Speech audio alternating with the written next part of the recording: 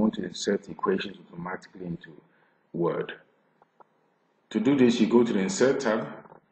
On the far right hand, you see the symbols area.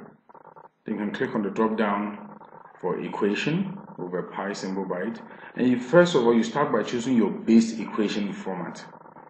So let's say our format today is let's look for the quadratic equation format. With this equation format in place, is now inserted into our document. We can click within the equation format and change variables as we see fit. After your equation, you can press the space key and the design tab opens up.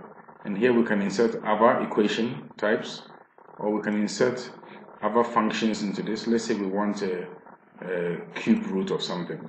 So here we are, and we can continue typing our equation.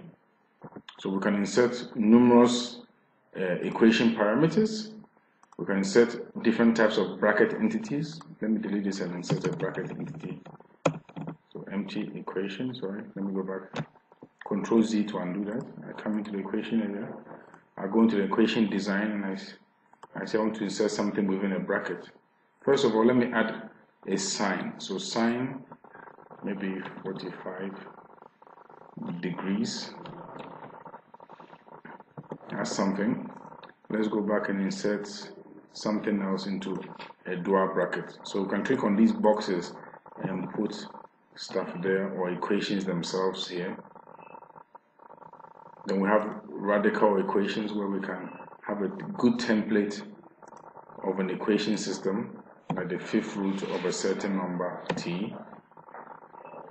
So you can play around with it and form any type of complex equation system you want. There's so many options here. You can even insert matrix types. Insert a matrix type here, a 3x3 matrix. So here we can have a good matrix system. So no matter what your equation need is, the equation, by going to insert an equation, you can actually build any type of complex equation you want.